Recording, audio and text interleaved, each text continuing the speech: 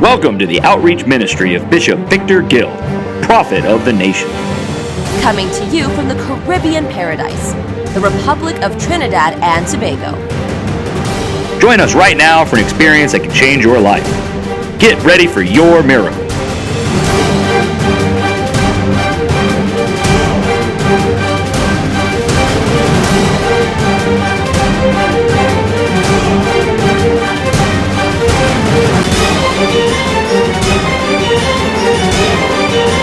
Here is Bishop Victor Gill.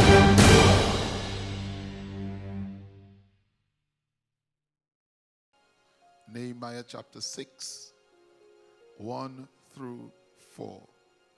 So I sent messengers to them saying, I am doing a great work so that I cannot come down. Why should the work cease while I leave it and go down to you? But they sent me this message 4 times, and I answered them in the same manner. I want to share with you on the subject, why should the work cease? Why should the work cease? For a background understanding, the book of Nehemiah focuses on the rebuilding of the wall of Jerusalem. Several Jews had returned from Babylon to Jerusalem, and they were under the governance of the Persian Empire. Nehemiah was a Jew also who held a high-ranking position in the Persian Empire because he was a special servant, a special and trusted servant to the Persian king, King Artaxerxes. He was his cup-bearer. He's the one that will taste the drinks and the food of the king before the king partook. So he had to be a trusted person. While he was serving the king of Persia, he heard of the situation in Jerusalem concerning the wall of the city. And what he heard troubled his heart. This is referenced in chapter 1, verses 1 through verse 4. He heard how the wall was still broken down and in a deplorable state. And after hearing about the wall, Nehemiah was not the same after that. He became very disturbed in his spirit. And the Bible tells us in verse 4 of chapter 1 that he sat down and wept. And he mourned several days and also fasted before the God of heaven. In that state, as he served the king saw that something was wrong. Something was different about Nehemiah. Something was bothering him. And he inquired about it. And so Nehemiah told the king about the situation back home. And he also requested from the king that he should go back and do something about the problem. In verse 5, he said, if it pleases the king, and if your servant hath found favor in your sight, I ask that you send me to Judah, to the city of my father's tomb, that I may rebuild it. Then the king said to me, and the queen sitting by his side, how long will your journey be? And when will you return? So it pleased the king to send me, and I set him a time. So the king permitted Nehemiah to return and rebuild the wall within a framework of time. And so Nehemiah went back and began working on the wall, but he worked amid unrelenting opposition. But in 52 days, the wall was completed because Nehemiah was persistent. And though he had many temptations to stop the work, he repetitiously said, why should the work cease? To understand the significance of the book of Nehemiah and the significance of this story, we have to understand that walls in any city were very important, because a wall represented the strength of a city. It represented the security of a city. It represented the pride of a city. And the wall of Jerusalem also represented all these things, but more. It represented the strength of the city, the security of the city, the pride of the city. But remember that within the walls of Jerusalem was the temple of God. And within the temple of God was the Ark of the Covenant, which represented the throne of God on the earth. Therefore, the wall of Jerusalem was no ordinary wall. These walls were unlike any other because of what the things that were inside of them. When Nehemiah and the Jews sought to, however, rebuild this wall, they received tremendous opposition from their enemies. Bitter hatred arose against them, and the enemy used several devices to stop the wall from being built. And you will know, as Bible readers and as even citizens of this present time, that through the centuries, Jerusalem has always been the center of attention and the focus of Satan's attack. And that goes up to this very day in which you and I live. Jerusalem is the only city that the world wants to be an international city. So you can see the focus of attention remains here. In other words, it must not be the city of Israel.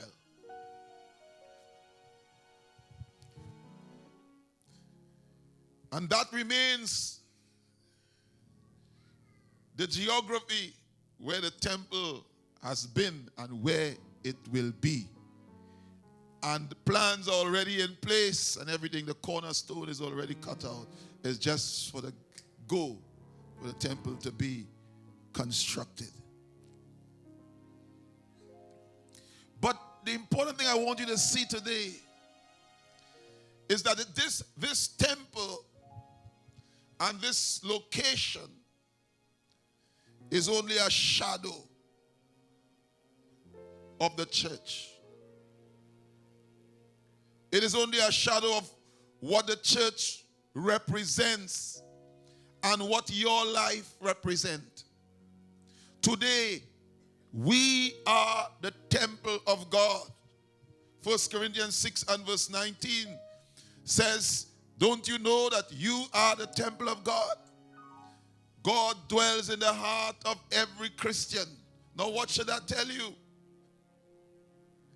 It means we are what God is really building. We are his dwelling place, the church.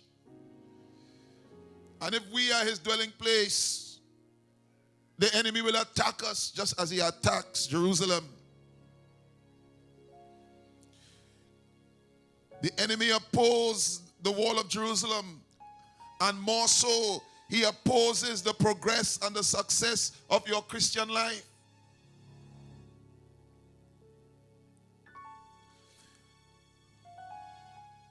So we want to look at some of the devices very briefly that the enemy used. This book of Nehemiah is called the spiritual manual of the Old Testament, and it brings out some things and some principles that we can learn a lot from.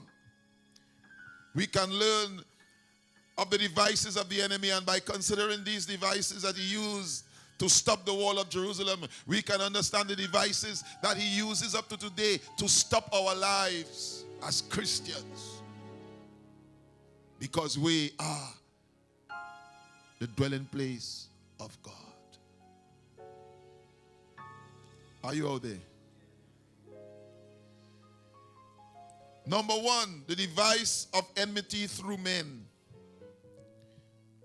Now Nehemiah had gotten permission from the king to rebuild the wall, and therefore he set out to build the wall.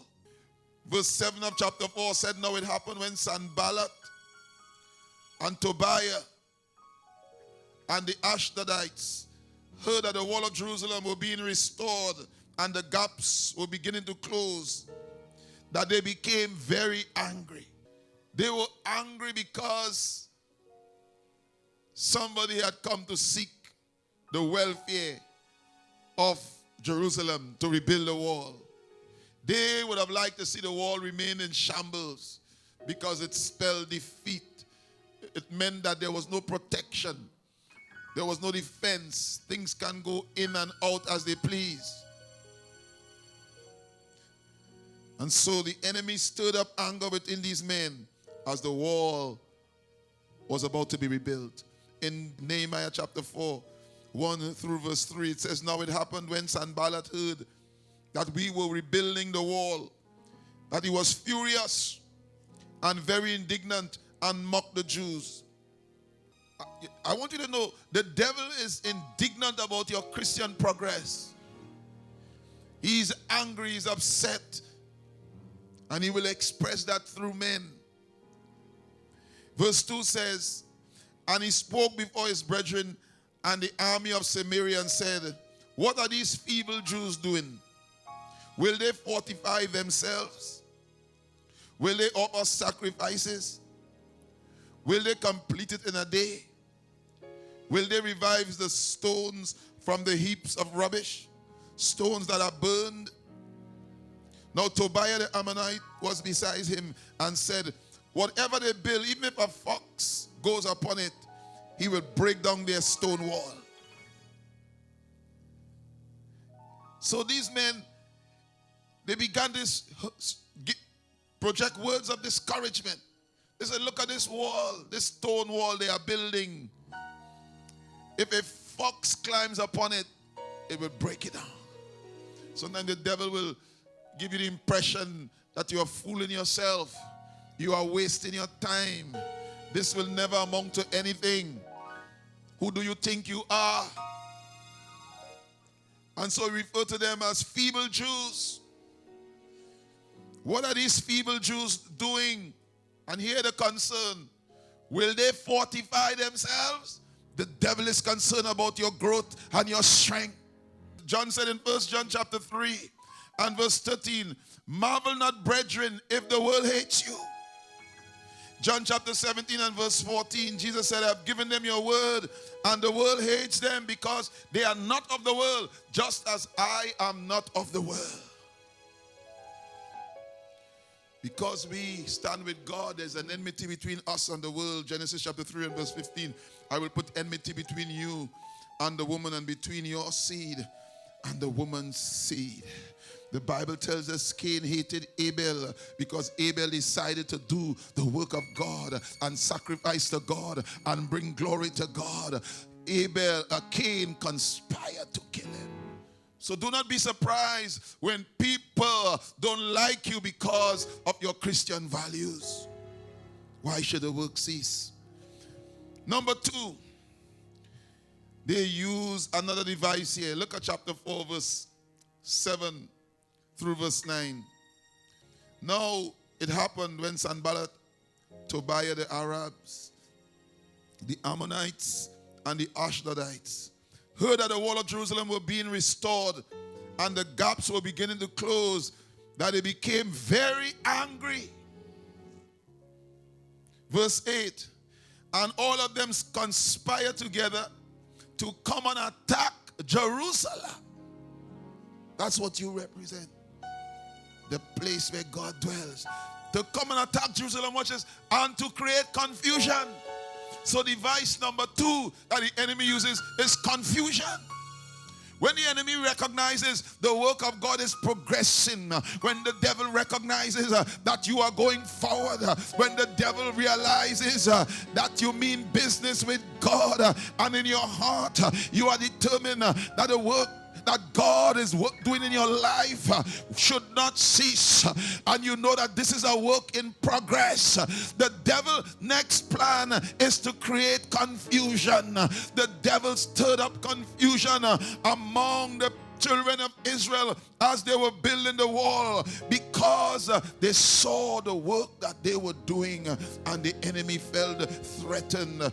But I want to tell you, wherever there is confusion, recognize, don't just look at people and blame people and point your finger at this one. The author of confusion is the devil. And why he does it? To stop the work. To stop the work. So sometimes people say, you see all this confusion, I out of here. You see all this confusion, I out of there. My friend, you got to keep focus, because no one stones a barren tree. I say it over and over again, because it is the truth. Glory be to God. When you meet the devil head on, it's because many times you're going in the opposite direction. You need to know what God called you to. You need to know what is your plan and purpose, and you need to keep focus. Number 3. The devil used death threat. The third device that was used to stop the wall is death threats. Nehemiah 4:11 and 12. And our adversaries said, they will neither know nor see anything till we come into their midst and kill them and cause the work to cease. So it was when the Jews who dwelt near them came, they told us 10 times, for whatever place you turn, they will come upon us. In other words, 10 times they told them, they are coming to kill you. Stop the work, because if you continue this work, you will die. If you continue this work, you will die. 10 times they came with the same report. You see, the devil will sometimes tell you, if you continue in your Christian life, what will happen to you? I'm telling you, sometimes the devil now, he will try to back you up in a corner. If you continue in this, how you going to eat? Where you go sleep? What will happen? What will happen to your future? But when you get death threats, you need to fight back. Nehemiah chapter 4 verses 13 and 14, it says, therefore, I positioned men behind the lower parts of the wall at the opening, and I set the people according to their families with their swords, their spears, and their bows. Somebody say swords, spears, and bows. Amen. We need to be armed in this hour to fight back. And I looked and arose and said to the nobles, to the leaders, and to the rest of the people, do not be afraid of them. My friend, never allow fear to enter your spirit. The only thing you must fear is God. Because whatever you fear, you bow to. Whatever you fear, you serve. And then he said, remember the Lord. Somebody say, remember the Lord. Remember the Lord, great and awesome. And watch this. And fight for your brethren. Fight for your sons. Fight for your daughters. Fight for your wives. Fight for your houses. Come on, somebody. Fight for your brethren. Fight for your sons. Fight for your daughters. Fight for your husbands. Fight for your wives. I say, fight for your sons. Fight for your daughters. Fight for your brethren. Fight for your pastor. Fight for your family. Fight for your sons. Fight for your daughters. We need to learn to fight. Don't just stand up and complain. Don't get us afraid and run.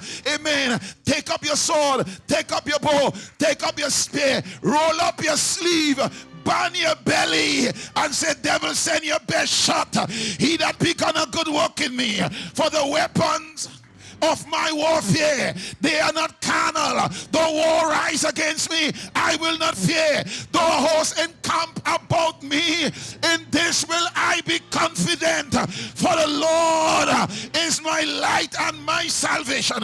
Whom shall I fear? The Lord is the strength of my life. When the enemy shall come in as a flood, come on somebody, I'm in this to make it. I'm in this for have fun. I'm not in this to backslide. And listen to me, you need to know it's all right to sing in church and praise the Lord, but sometimes when you really face life, the enemy really tries to back you up. But the reason why many of you are in church is because you had to stand up and say hell or high water, live or die. To be absent from the body is to be present with the Lord. I ain't going to hell no way. Hell is too hot, hell is too wide. It has no bottom, it has no side. I got to make it, I got to make it, I got to finish. Why should the wall cease? Device number 4, the enemy tried to use distraction. And it says, now it happened when Sanballat and Tobiah and Geshem, the Arab and the rest of the enemies heard that we had rebuilt the wall and that there were no breaks left in it. Though at that time we had not hung the doors on the gates, that Sanballat and Geshem sent to me, saying, come, let us meet together in the villages, in the plains of Ono. But it thought to do me harm. You see, when the enemy can't stop you, his next plan is to distract you. Nehemiah is doing the work. He has limited time. And they realize the gaps are closed and the doors are about to be harmed. So they said, leave your work and come and meet with us in the plains of Ono. We have something to tell you. But what did Nehemiah say? He said, oh no. You see what the enemy wants you to do many times. Many things pop up in your life to distract you. Leave the work of God. Leave the work of God to take care of this. Leave the work of God to take care of that. Leave the work of God to take care. Listen to me. There will be issues, but keep your sword and your trowel together. He said, go and tell Sanballat and Tobiah, I am doing a great work and I cannot come down. In other words, Sanballat and Tobiah, I want you to know what I am doing compared to what you are calling me for. There is no comparison. Number 5, the device of accusation. I want to finish and make an important point. From chapter 6, verse 5 through 9, it says, then Sanballat and his servant sent his servant to me before the 5th time with an open letter in his hand.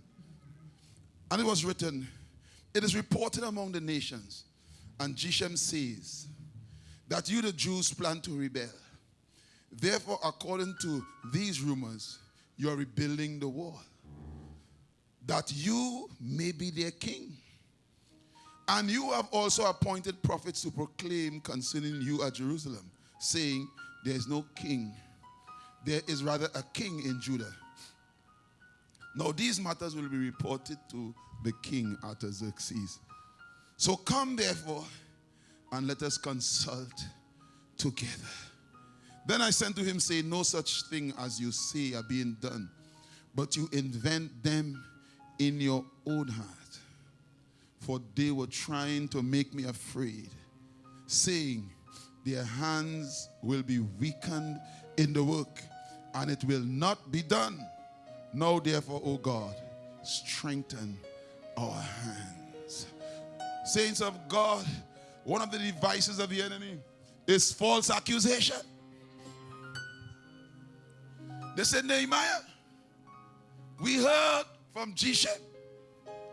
We heard, and Geshem confirmed that you want to be king. That is why you are building this wall. Sometimes people will accuse you, not knowing your true motive. People pass judgments and saying, this is who you are, that is who you are. And sometimes people will even lion you. I'm closing. This is my last point. The final attempt. Listen, I want you to hear this point very carefully. The final attempt to stop the work. And it's the same final attempt the devil is using today. Watch this. It was seduction. Nehemiah 6, 10 through 14. Afterward, I came to the house of Shemaiah, the son of Deliah, the son of Mattibil, who was shut up and said, let us meet together in the house of God. That sounds good. Within the temple, and let us shut the doors of the temple. If they will come to slay thee, yea, in the night, they will come to slay you. So they are saying the best place to hide is in the temple. But beloved, Nehemiah was a eunuch. And according to Leviticus, I want to show you the subtlety of the devil. So you got to keep your head on. According to Leviticus 21, 17 to 20, it was forbidden by law that a eunuch should go in the temple. Not only that, but according to Numbers 18 and verse 7, the penalty for doing so was death. Let him that think he stand, take heed. So look at Nehemiah's response, verses 12 through 14. Verse 11. And I said, so such a one as I flee? Oh my God. Do we have any such a one as I people out there? So such a one as I flee? And who, as I am, will go into the temple to save his life? I will not go in. And lo, you need perception today, you need discernment. I perceive that God had not sent him. I perceive that God had not sent him. You need perception. But that he pronounced this prophecy against me. For, watch this, for Tobiah and Sanballat had hired him. My God, think upon Tobiah and Sanballat according to these works. Watch this. And the prophetess Nodia and the rest of the prophets that would have put me in fear. Jesus said, Matthew 11, 24 and verse 11, and many false prophets will arise and deceive many. I want you to understand, this was just about, as the work was about to finish. As the church gets closer to the end, the biggest problem, the devil will use his greatest strategy. False prophets.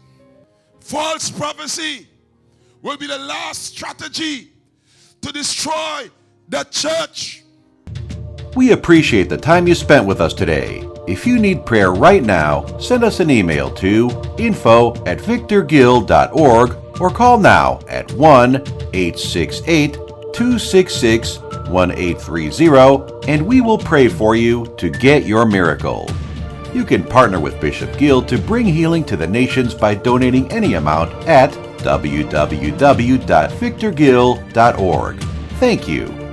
From our family to you, God bless you richly.